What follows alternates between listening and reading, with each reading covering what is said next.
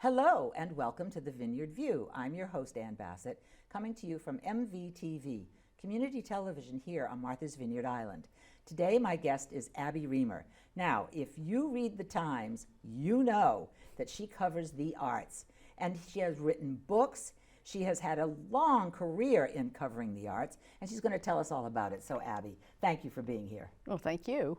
Well, I'm excited about this conversation because I've talked to you a couple of times, and we connected not only in terms of the arts, but in terms of how you view community, how you view the island, and all of that. But could you tell us a little bit about you first and where you were born, brought up, school, etc.? Oh, sure. So, born and bred Manhattanite.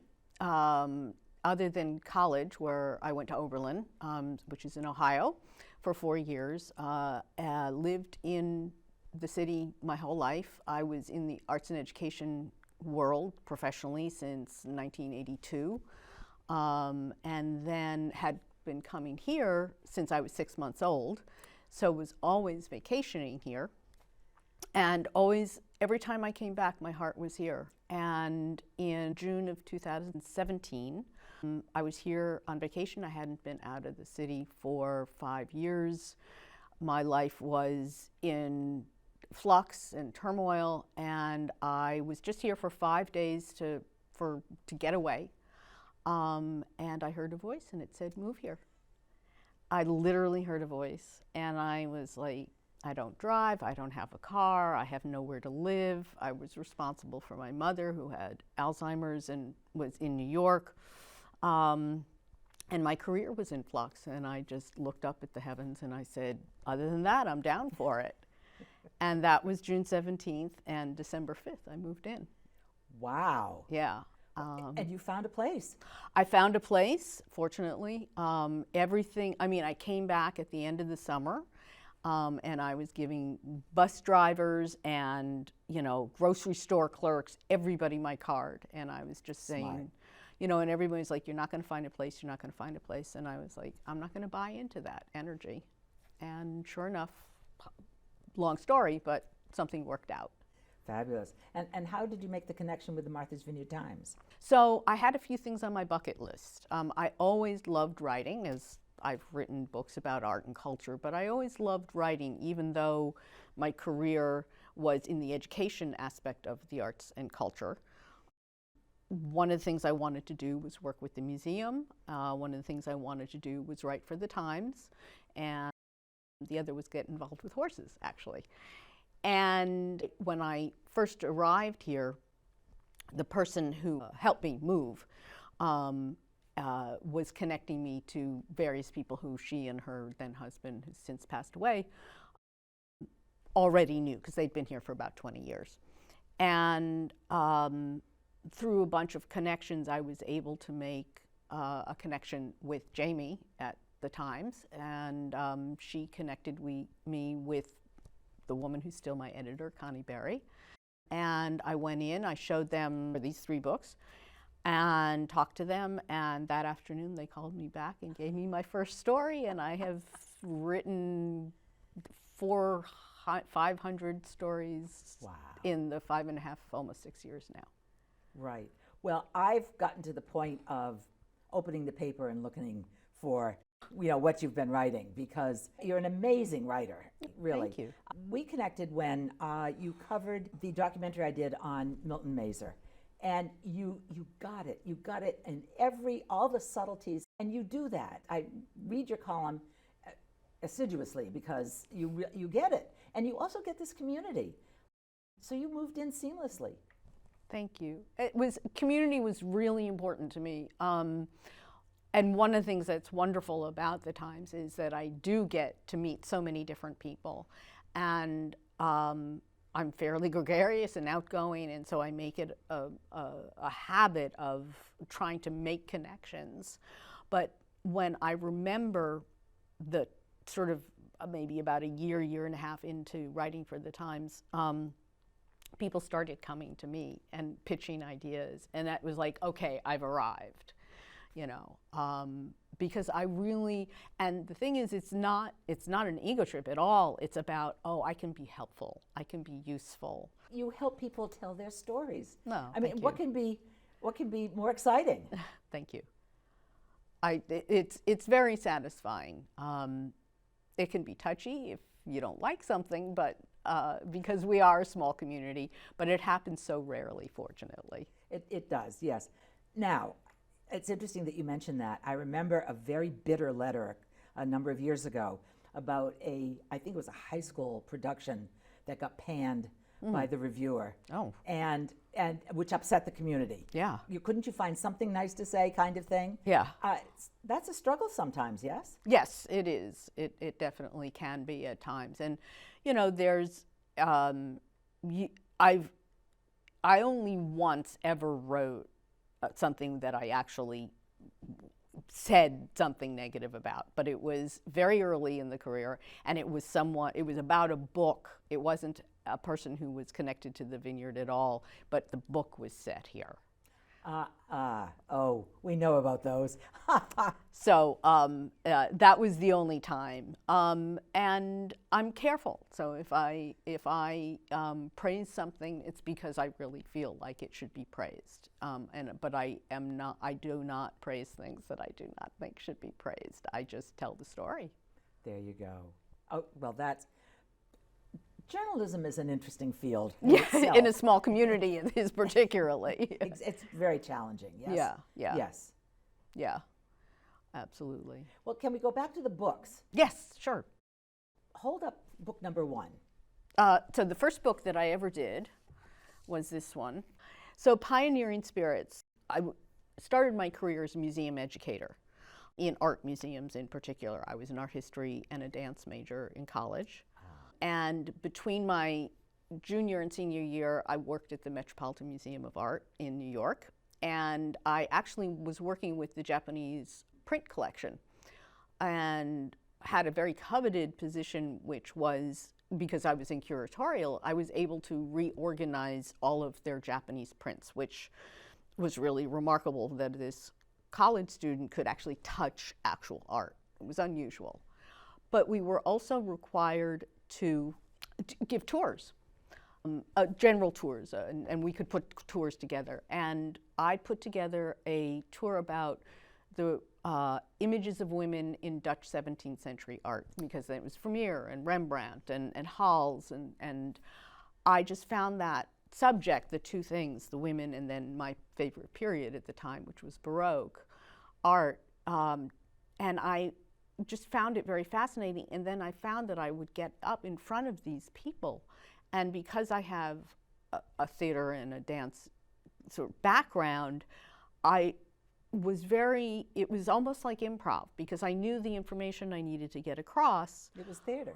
But it was also improv in the sense of you didn't know how you were going to get that information because you were working with the audience at the same time. Nice. And I really loved that. And so I was doing a lot of work with various museums. By the time I graduated, I started working with various museums in New York. And every time I would be dealing with an exhibit, I would have to go do research on the artists or the culture or whatever it was. And I was like, I love reading and researching, and I just was like, it would be a dream to do a book about art. And the publisher for these 3 books, for the Discovering Native American Art, Pioneering Spirits, and Enduring Visions, is Davis Publications, and they're like the Scholastic of art publications, and they're for schools. That's who they sell to. And I was doing a project where I was connected with them, actually on Native American art, and I had a relationship with one of the editors, and I said, you know, I've always wanted to do a book about women artists. And she said, well, put together a proposal. And I did, and that's how Pioneering Spirits got done. And that was fascinating in the sense of it went all the way back to prehistory. I mean, there were medieval nuns who were creating illustrations in manuscripts with there's some in the book, of little images of themselves, like self-portraits, and nobody knows that. You think of monks as the ones who were Yes. doing all the illustrations. Not so. And it went up to the present, which at the time was the 1990s. And this was before the internet was of any particular real use in terms of research, so everything was done in libraries. And then but the images were fairly easy to get because they were from museums or galleries. When I created the next book, which was Enduring Visions, which is women's artistic heritage around the world, this was a little different because it's in the non-Western tradition, and there were no books about women artists in the non-Western tradition, because I would have to go through anthropology research. And the thing was, they didn't identify whether, if you're looking at an Aboriginal name, most of us don't know whether it's a male or a female, right? If you are looking at most of the customs or the sorts of things that anthropologists were looking at in terms of cultures, they were really ignoring what women did because they felt like it was decorative work. It didn't have any social or political or religious importance. And this whole book is about debunking that and really finding all of that information. So it took 4 years to really dig all of that information up. And by then the internet was just about becoming useful for that. So that's how that one came about. And the Discovering Native American Art was actually, it's a supplement to a larger art history textbook that was put out by Davis Publications. And they put out individual works. This was just as multiculturalism was becoming a big deal in education. And so they put out one on Oceania, one on Latin America, I can't remember the third one, and then one on Native American art, which is something that I have a specialty in as well. So this one is written directly for students, to students, and with activities in it and connections to other curricular areas: social studies, English language arts, science, and mathematics. So that's a little different. These are written for what we used to call at the Museum of Modern Art, an intelligent but not ideally informed audience. Oh, say that again. Intelligent but not ideally informed audience. Well said. Yeah, right. That was not, I didn't coin that term, but I've used it a lot. I bet you have. Okay, I'm going to interject here for a minute. Last night, interestingly enough, I watched a documentary on how anthropologists that were discovering cave paintings, et cetera, and so forth, back in the 17, 18, and 1900s, they were scientists, but they were still influenced by the culture in which they lived. And they assumed that a lot of that art was done by men, of course, the important art. Anthropologists are looking at things differently now, and one of the things that they're doing is they're looking at hand sizes, they're looking at bones, they're looking at, they're uncovering graves of warriors that, of course they were male. Turns out they aren't, they're female. Huh. And they're discovering all kinds of cultural things where women have made incredible contributions, not only in the arts, but in many, many ways. So I found that fascinating. I hadn't thought in terms of the fact, we think of science as science, but no, scientists are influenced by the culture they live in. Right, and for much of history, science has been done by male white scientists. Patriarchy. Yeah. Yes. Yeah, exactly. Yeah, there is a New Yorker cartoon in Pioneering Spirits about a cave painting and people looking at it. It's something about how come they assume that it was done by male artists, but it's a lot funnier than I just said. So you've really made a career of promoting women in the arts and discovering women in the arts. Yeah. And again, telling the story. I'm thinking of when you talked about Vermeer and other artists, the Dutch artists, how a whole book and a whole movie was done on Girl with a Pearl Earring. that was fascinating, and it was extremely well done, and we did get a look at a time and a culture that most of us are just not familiar with. We look at the art, we appreciate the art. Women are central. I mean, there are meetings with men, and men smoking pipes, et cetera, but it's the women that are interesting in doing things. Good observation. Yeah, absolutely. You know, I think that it speaks to the fact that women were always behind the scenes, right? You know, and doing things, you know. Right. Yeah, from tending to the fires and raising the children to making the clothes and, Right. you know, the agriculture and all of those sorts of activities that were not valued very highly. Right. For polishing those pedestals that the men get to stand on. Yes, very well put. Yeah. Yeah. Well, interesting. So what brought you to the museum here? When I first moved here, my friends who helped me move here knew Dennis Wortman and introduced me to Denny, and he and I became fast friends, and we would have coffee every week and chat, and he loves the arts, and he's an artist, and has been in the community for, you know, for his whole life. He knew I was interested in the museum because I was having a career in museum education. Before I came here, I looked at the museum website and decided what audiences have they not addressed. And I came up with some program ideas. And so I was hoping that Denny, who was very close with Phil Wallace, who was the executive director at the time, would introduce me to Phil. So as we were getting to know each other, he was showing me these pictures that he had of the artists who he took into the museum prior to it being renovated. So when it was completely dilapidated. And there were just amazing images. There was photography and painting and site-specific installation work, and also performance pieces. And we got to talking, and it was like, well, let's go to Phil and see whether or not maybe an art book would be of interest. This was, you know, the museum, it was a big push at the end to get it open. It kept getting delayed and delayed and delayed. So when we went to Phil, he originally, when I met him, it was to propose education programs. And he was very excited. He's very much a thinker and a doer, and he was very excited about my ideas. But the museum, he was completely consumed by trying to get the museum open. So that got put on the back burner. So when we went to him, by the time we went to him, the museum was already open, just open, actually. And he said, you know, this sounds like a great idea. And we were able to get a donor.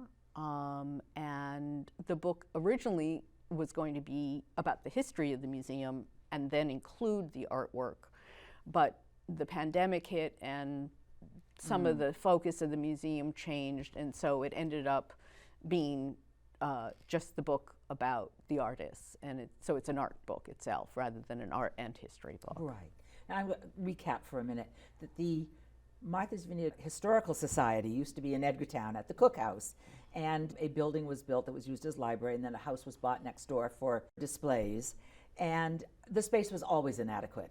And Denny, who lives on Hines Point, would drive past the old Marine Hospital and bewail its dilapidated state, as you say. It was in terrible shape. It had been a very successful camp after it, but a hard building to keep up. So when the museum moved, it was a mammoth undertaking, just mammoth. Mammoth. And Phil, who is a vision person, was indeed consumed. Yeah. So, okay, I'm just bringing the audience up to, Right.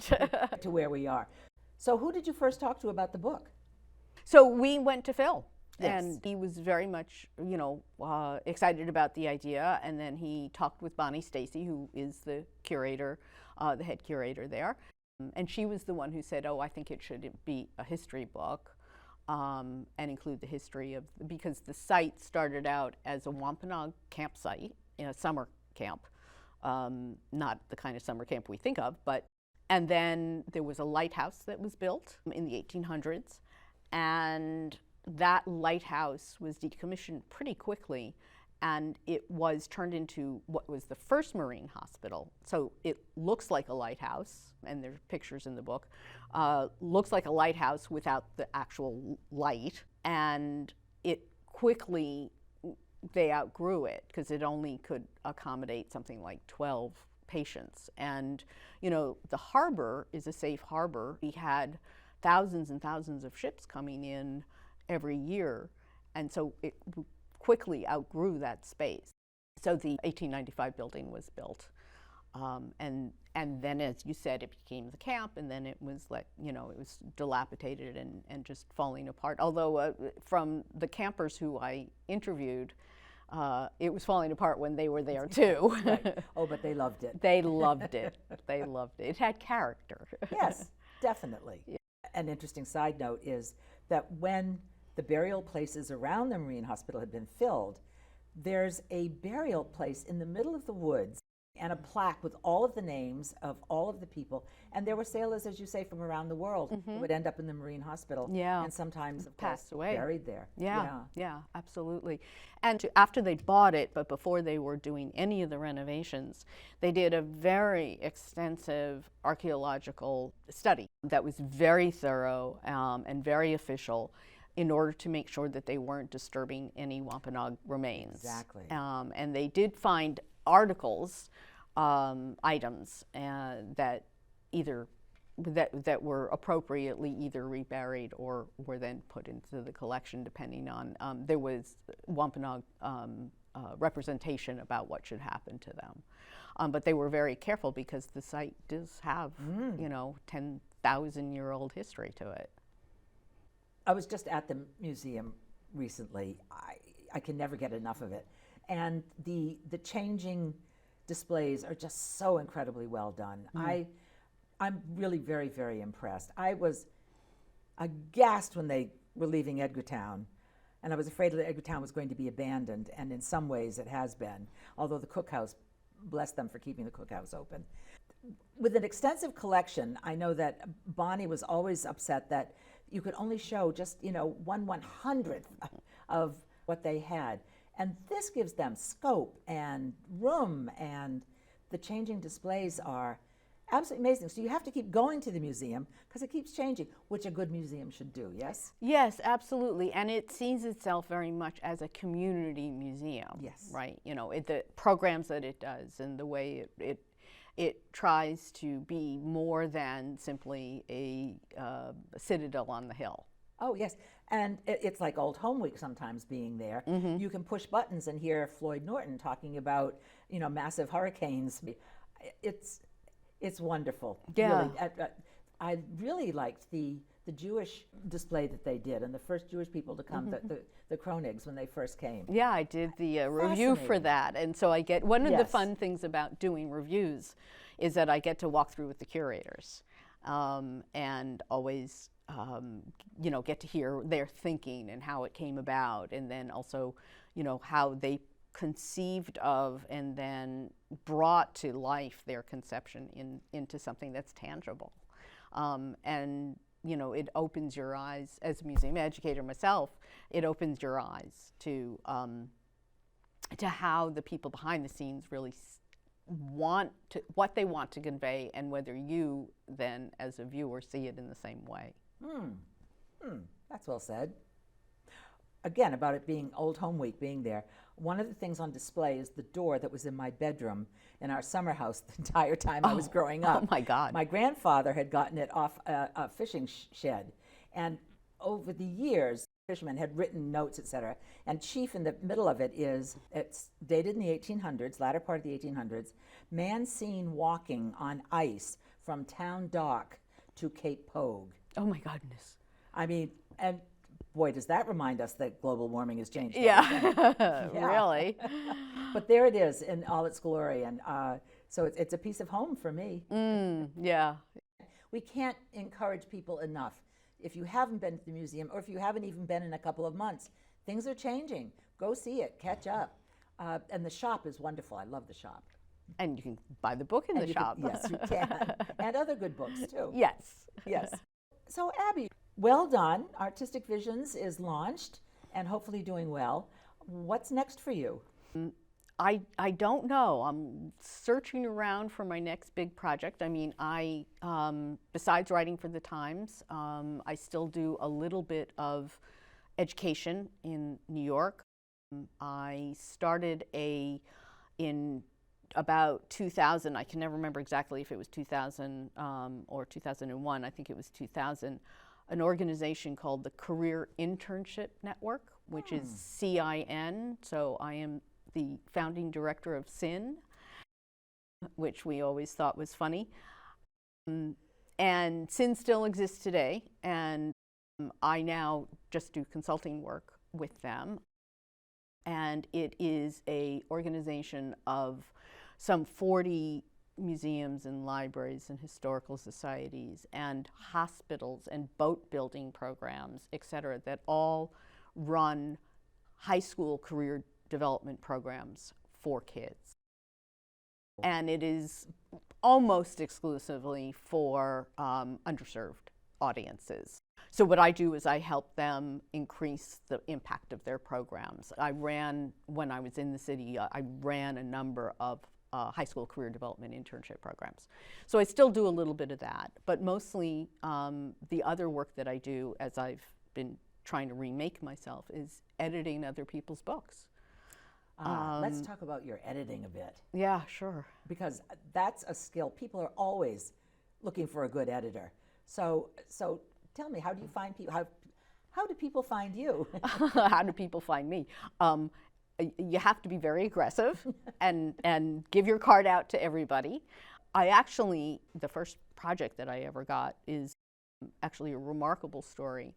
After my full year of writing for the Times, I sent an email to all of the people whose books I'd ever reviewed. And I said, by the way, because a lot of authors work with other authors, in book groups and or support groups and stuff like that. I said, I'm also an editor, and please, if you enjoyed the review that I wrote, pass my information on. And just before the pandemic, or just as the pandemic hit, one of the authors of a book that I had reviewed called me up, and he was, even though the book was about sharks, he was involved with the Innocence Project, and as a special interest of his. And he knew someone who had been fairly recently exonerated. His name is Mark Denny. And Mark had written a book that very much needed some editing, and he wanted to put the two of us together. And Mark was born in Brooklyn. He was in the 80s, got wrongly convicted because his cousin implicated him in a very brutal rape and robbery, which he was not involved in. He didn't know about, wasn't involved in at all. But the cousin was angry at him for something else, and so he implicated him. And unfortunately, Mark, who went in at 16, was in for 30 years of his life and went through situations that would make you just think, how could anybody survive them? I mean, he was shanked and left for dead. His cell was set on fire. He was poisoned. I mean, good grief. He would spend, 17 years in solitary in order to be safe. It was a horrible story. In any case, Mark and I became, at first it was just over the phone, started working together. And he had a book. He had a spiritual awakening partway through his time there. And he wrote a book about the spiritual awakening. And so I started editing it, and I was like, Mark, this is not your story. I mean, this is good and we'll work on it, but we need to do an autobiography because your story is really amazing. And Mark is one of these people who he's a beautiful soul. every time we would get to emotional parts, he would cry. And at this point, it's during the pandemic, and we were, we'd be talking over Zoom, and he'd be telling me these horror stories, and I'd be looking out into the woods. And it was such a disconnect. But Mark is such a good person. You really felt that connection with him. Anyway, we've continued to work together on these 2 books and others. What are the titles? Shadow of Death is the autobiography, and it's just about to come out. The Awakening Process is the first one, which was about his spiritual awakening. And then Treasures Meet the Heart was going to be a separate book, but we decided to put it together with Shadow, the autobiography, because it's really about, all of these were written when he was in prison. It's really poems and sort of philosophies and free-flowing journal writing. He also has written, we haven't gotten to near completion to it, but he's written a murder mystery also.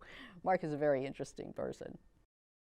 To think that somebody could find a spiritual awakening and newly discovered artistic tendencies in that kind of an environment is, what a story.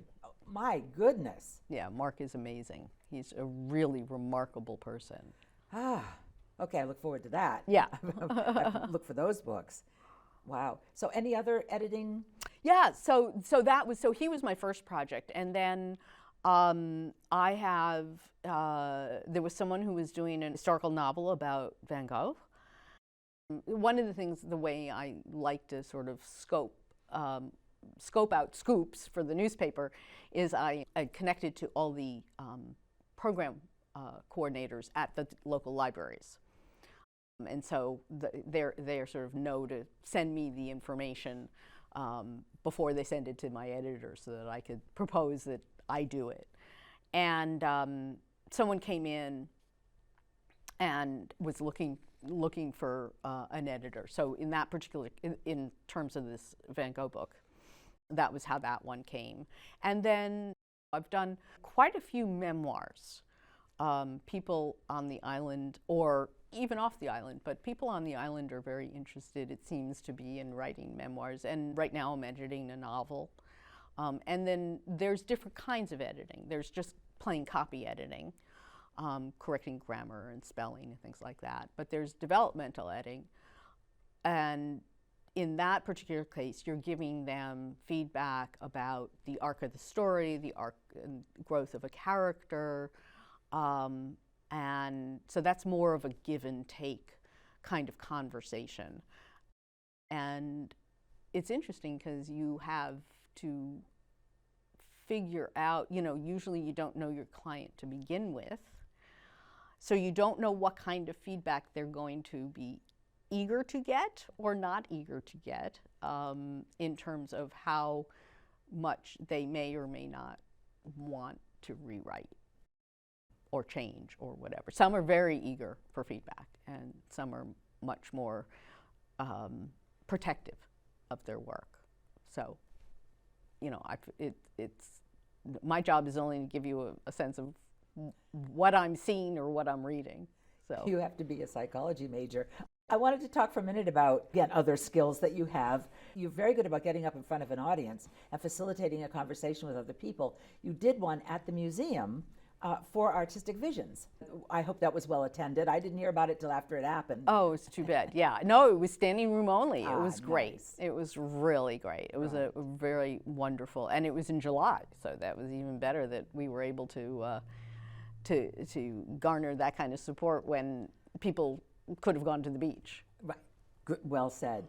And I was at the West Tisbury Library recording events this summer, and you interviewed an author. Toonie. Toonie, interesting book, fascinating woman. What? I mean, she just opened her mouth and you said, "Oh, this is a star." And anyway, your conversation with her was terrific. Oh, thank you. Toonie and I just sort of did a tour. We did the Edgartown Library and the West Tisbury Library. We did Bunch of Grapes.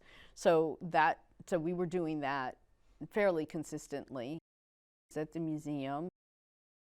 There were other things that I've done and I can't remember, but you know, I taught for so long, either in museum galleries, so there was a lot of speaking, and in those particular cases it's more interacting with your visitor. But I also taught, I was teaching graduate courses at NYU for many years as an adjunct. My.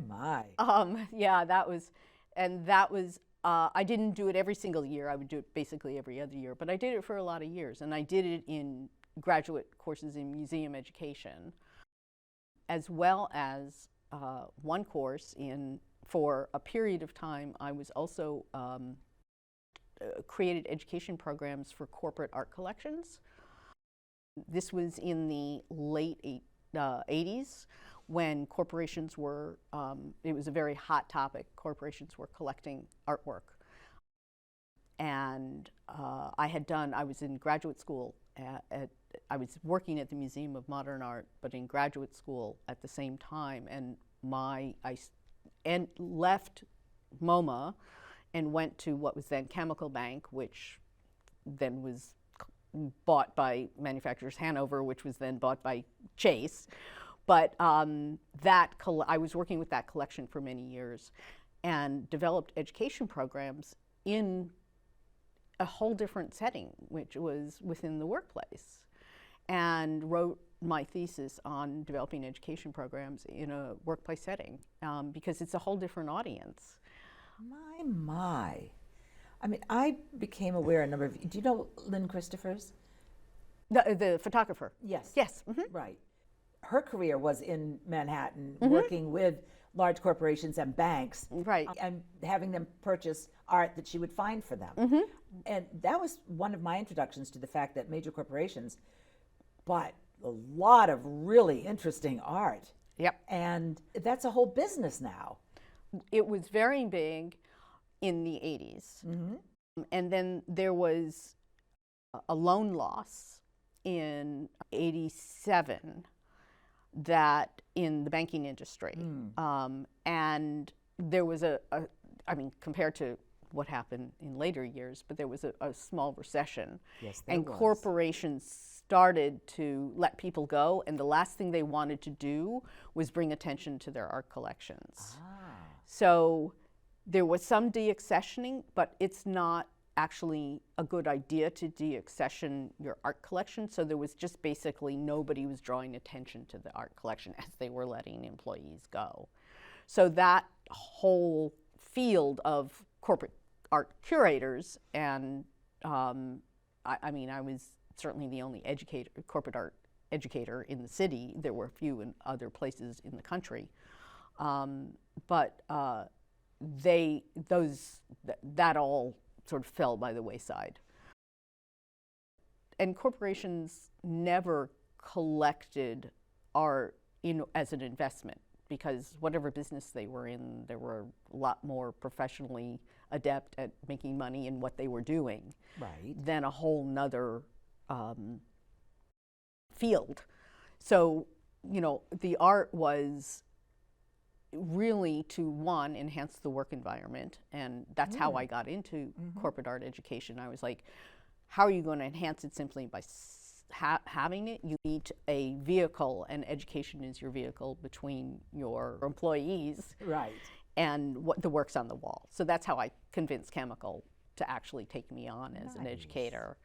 And the other is that, and this was less so in big cities, but for corporations that were in smaller communities, it was to show that they supported the community. So they would buy art, not necessarily big, well-known names, but more art from within the community itself to shows that kind of support. So so corporate art collections are an interesting breed. Oh yeah, fascinating. I really want you to talk about how a well-educated and sophisticated Manhattanite moves to Martha's Vineyard and finds fulfillment here.